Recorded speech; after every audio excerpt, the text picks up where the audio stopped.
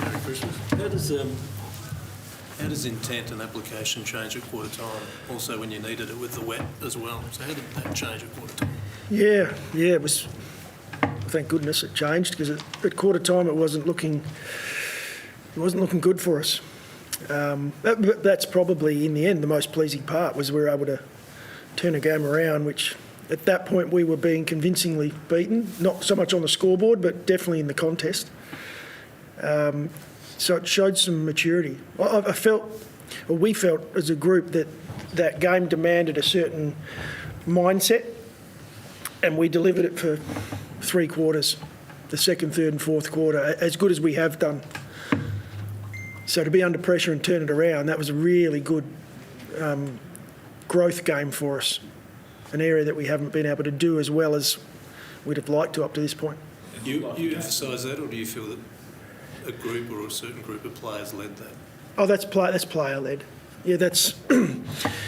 sometimes you need a timeout, you need the quarter-time break just to come together, and but they led that. They're showing some really positive signs in that space, right across the board, from the first gamer, through to Taylor Walker.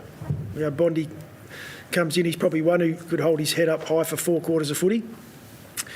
And Taylor comes in and has a chat about what he's seeing, and then they're able to adjust and get it back on our terms. So, really pleasing, really pleasing. You delivered a pretty stern message at quarter time. You went straight to them before they went to their line coaches. How encouraging is it when you deliver that type of message that they get that and are able to applicate it? Yeah, that's not new for us. That's not a... that didn't change our normal quarter-time break, and it was, when you say stern, it was really just a few questions on what they were seeing and how they were feeling, and they had clarity around what we weren't doing and what we needed to do. So that was the pleasing part, and then it's just about executing. And so easier said than done sometimes, but we executed for 3 quarters. So take us through the Rory Thilthorpe plan. It obviously looked like it worked pretty perfectly. Sub on a wet night, and he comes on and kicks 2 goals and looks like an absolute beast. Some people already call him. Yeah, we'd be lying if we weren't a little bit concerned halfway through the 3rd quarter when it was bucketing with rain, and probably the slipperiest game you've ever seen, and we had a 200-centimetre key forward ruckman coming in. But we had plans in place, which, things going the way we had planned, it would have played out as we did. I thought Himmelberg had done a great job up to that point. I thought Elliot had played his role, and we were able to bring on a fresh key position player and challenge the opposition. So it worked out really well, but a little nervous. But at the same time, it was nice to see Riley come back and impact the game. He's still a long way to go. It's 2.5 games for him now this year, and but it was great to get him amongst the group. And I think you saw the passion and the feeling the group have had. When our guys go through a tough time, like any player does with an injury, it was nice to see the group get around him and celebrate. What does that do for the group when you've got someone that's on the sidelines for so long, come in back up for the season, and then you've obviously got the debut on as well on the other side of the ledger? Yeah, it builds some momentum for you. I mean, Murray came in, a couple of weeks ago as well, and he's had it just as tough as any, as far as the time he spent out of the game, and he's hit the ground running and starting to show some really positive signs. Riley tonight, and then for Hugh Bond to come in, and we were so confident with what he would bring from an attitude, a mindset, the way he plays. He has a similar value set to Rory Sloane, where he just loves the hard game. He'll do anything he can for his teammates, and he's done that at SANFL level now for 4, 5, 6 weeks. And so for him to come in and do it at a higher level on a really, really good opposition, immediate opposition or opponent, was really pleasing. Matthew, how much of what you plan Monday, Tuesday, Wednesday goes out the window when it starts bucketing like that? Well, not a lot. We come in with probably a forecast of what the conditions will be, but Plan A changes to Plan B, and our guys, again, when you talk about our preparation and what we've been trying to work to, I think we've had the knowledge, so our players know what Plan B and C look like. It's just the ability to execute it and change in-game that we haven't really done that well up to this point. But tonight was one where we had a plan ready to go. We go back to round one where we lost to Gold Coast in the wet, and you learn so much from that game, both as players and coaches.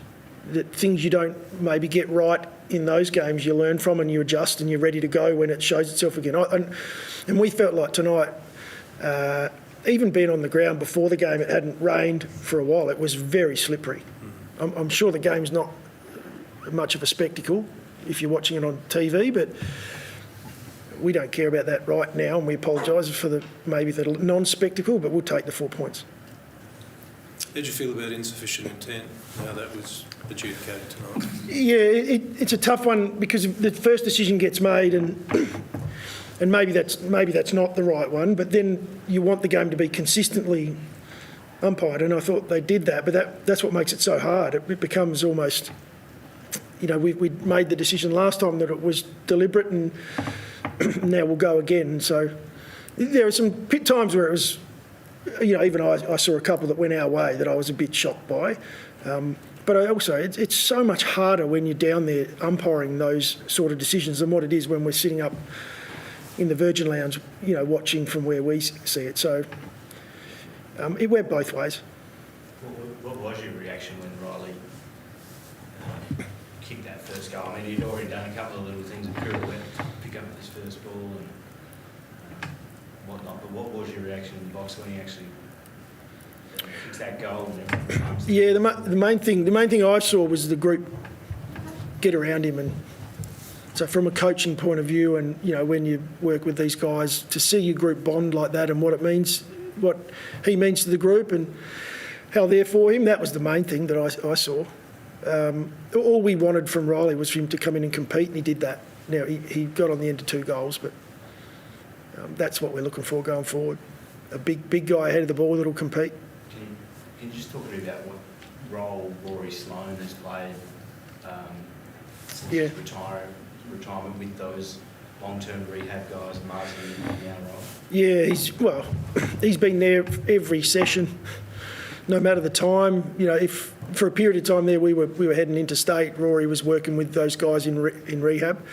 At the moment, he's coming with us, trying to work on what he can add to our, maybe to our coaching group or add to us on a game day from the sidelines. But right throughout, Rory's been with that rehab group, just doing all the running. Even since retiring, he's made the decision that that's going to be an area he can impact in, and it's a lot of people obviously haven't been in that position, but it's hard to watch your squad and your team play when you're unable to do it because of injury, and so Rory to be around them has been a real bonus. So how do you handle Riley next? He's been out there running, so you want to put more miles in his leg, but you're not going to use him as a sub every week, surely? No, we won't. But we have a sort of medium, longer term plan with how that works, and we felt like tonight it was the way to go. Now, until it actually happens and it's executed, we could be wrong with that.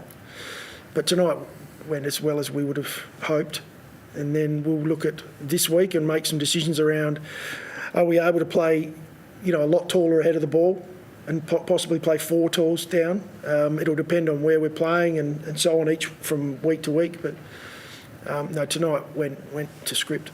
Is there a timeline as to when he could play from start to finish again? Or For Riley? Yeah. Yeah, it's something we'll look at for next week. And we'll just have to make a decision depending on how guys pull up, and we'll be under the roof. So, there's some stuff we can look at with that as well. Do you know that you sung the song without him? He was out there doing runs on his own and didn't get a chance to sing the song. Would you be a bit flat, do you reckon? Riley? Yeah. I don't know. I hope he gets a chance to sing it another time, but I know he's probably looking at next Friday night. You've been saying for a long time now, we're not far away. We feel like we're not far away. And you talked during the week about the group being invested, but I guess you can't put a price on victory. So when you actually are getting reward, what does that do for the group and that motivation? Yeah. I've mentioned it before, it builds belief, but we still got a way to go. When you say we're not far away, well, we are at the moment. I think we might be a percentage chance of getting to the finals, but we've still got a way to go. But wins like this, again, back back the belief. Our guys begin to believe a little more, and then the key to that is not losing what's got us back to it, which is that grit. You know, we embraced the weather tonight. I thought we did that so well, especially through that second half. I think the Saints kicked the goal after half time, so there's some real positive in that. We'll take belief from it. Next week's going to be a completely different game. Just a word on Zach Taylor. He was obviously in that sub role for a couple of weeks. Yeah. Impressed tonight. What was your sort of take? Yeah. He's come out. Yeah, we know Zach's got some real talent, some real game behind him, and it may take some time for him to get to that sort of level of AFL, but today was his first full game hit out, and we were really pleased with that. We felt it was important for him to come in and have a couple of games in that sub role, but he's going to be, I believe he's going to be a great player for us into the future. More pre-seasons under his belt, hardened his body up, a little bit more time in the gym, because he has the talent, he has the understanding of the game awareness, the ball use and execution. It's just now putting on that little bit more size that he can battle with some of the best mids in the comp. How much size has actually Riley put on since he's Yeah. And I know the beard makes him look even more imposing, but Yeah, we told him to keep the beard. It does make you look stronger, doesn't it? He's done a lot of work, and he'll, when you don't play games of footy, it's amazing how when you start playing and you're running 12, 13, 14 k's a game, the weight, it is hard to keep it on, but at the moment he's probably at his heaviest, and that'll drop away slightly as he plays the next 4 or 5 games. Thanks, guys. Appreciate it. Thanks. Thanks, guys.